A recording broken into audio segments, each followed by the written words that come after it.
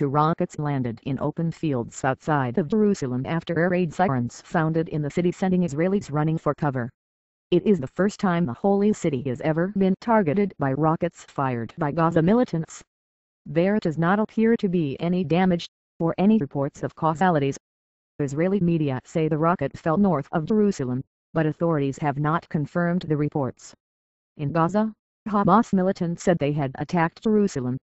Egypt's prime minister rushed to the aid of the Gaza Strip's Hamas rulers Friday in the midst of an Israeli offensive there, calling for an end to the operation, as Palestinian rocket squads aimed at Tel Aviv for a second straight day. Sirens wailed across Israel's main metropolis, sending people running for cover moments before an explosion was heard, but police said the rocket appeared to have fallen into the sea. Both the Israeli military and militants in the Gaza Strip continued relentless airstrikes Friday as Israeli troops, tanks and armored personnel carriers massed near the Palestinian territory. The attacks, which Israel considers to be a major escalation, could draw an Israeli ground invasion of Gaza closer, as a spokeswoman confirms the Israeli military called up 16,000 reservists ahead of possible Gaza invasion. Hopes of even a brief ceasefire were dashed after both sides accused the other of violating a proposed ceasefire during a visit by the Prime Minister of Egypt to Gaza. Prime Minister Benjamin Netanyahu had told Egypt that Israel was prepared to suspend its military offensive in the Gaza Strip during Prime Minister Hisham Kandal's 3-hour visit there Friday. However, Israel later said Hamas did not honor the deal, saying rockets fired from Gaza had hit several sites in southern Israel as Kandal was in the enclave. Israel strongly denied it had carried out any attacks from the time Kandal entered Gaza, though Gaza militants claimed Israel had continued strikes during the visit. More indications emerged late Thursday that the conflict may erupt into an all-out war, as at least 12 trucks were seen transporting Israeli tanks and armored personnel carriers toward Gaza and buses carrying soldiers headed toward the border area. Israeli TV stations said a Gaza operation was expected on Friday, though military officials said no decision had been made. Early Friday, 85 missiles exploded within 45 minutes in Gaza City, sending black pillars of smoke towering above the coastal strip's largest city. The military said it was targeting underground rocket launching sites. Fighting between the two sides escalated sharply Thursday with a first-ever militant attack on the Tel Aviv area, menacing Israel's heartland. No casualties were reported, but 3 people died in the country's rocket-scarred south when a projectile slammed into an apartment building.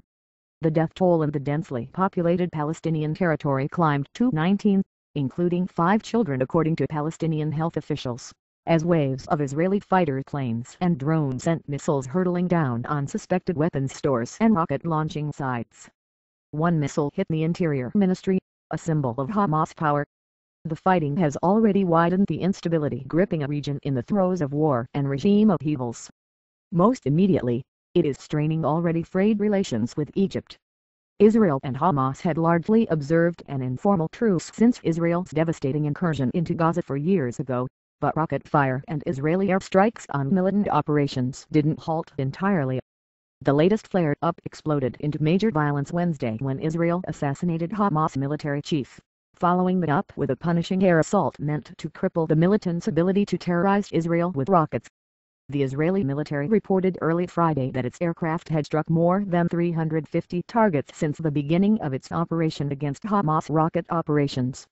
On Thursday, Israeli warplanes struck dozens of Hamas-linked targets, sending loud booms echoing across the narrow Mediterranean coastal strip at regular intervals, followed by gray columns of smoke. After nightfall, several explosions shook Gaza City several minutes apart, a sign the strikes were not letting up. The military said the targets were about 70 underground rocket launching sites.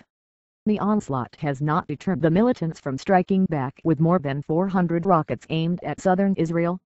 For the first time, they also unleash the most powerful weapons in their arsenal, Iranian-made Fajr-5 rockets capable of reaching Tel Aviv.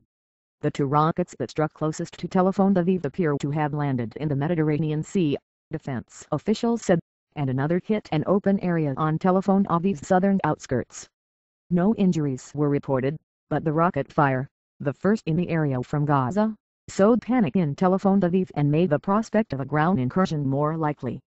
The government later approved the mobilization of up to 30,000 reservists for a possible invasion. Israeli Prime Minister Benjamin Netanyahu said the army was hitting Hamas hard with what he called surgical strikes, and warned of a significant widening of the Gaza operation. Israel will continue to take whatever action is necessary to defend our people, said Netanyahu, who is up for re-election in January. We will continue the attacks and we will increase the attacks, and I believe we will obtain our objectives, said Lieutenant General Benny Gantz, Israel's military chief. An Israeli ground offensive could be costly to both sides. In the last Gaza war, Israel devastated large areas of the territory, setting back Hamas fighting capabilities but also paying the price of increasing diplomatic isolation because of a civilian death toll numbering in the hundreds. The current round of fighting is reminiscent of the first days of that 3-week offensive against Hamas. Israel also caught Hamas off guard then with a barrage of missile strikes and threatened to follow up with a ground offensive. However, much has also changed since then. Israel has improved its missile defense systems, but is facing a more heavily armed Hamas.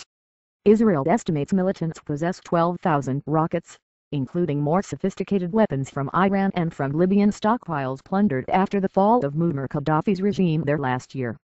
Netanyahu, who has clashed even with his allies over the deadlock in Mideast peace efforts, appears to have less diplomatic leeway than his predecessor, Ehud Olmert, making a lengthy military offensive harder to sustain.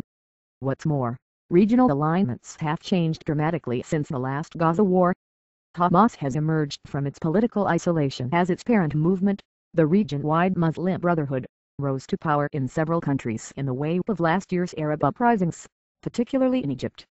Egypt recalled its ambassador to protest the Israeli offensive and has ordered his prime minister to lead a senior delegation to Gaza on Friday in a show of support for Hamas. At the same time, while relations with Israel have cooled since the toppling of longtime Egyptian leader Hosni Mubarak, Morsi has not brought a radical change in Egypt's policy toward Israel. He has promised to abide by Egypt's 1979 peace deal with Israel and his government has continued contacts with Israel through its non-brotherhood members. Read more.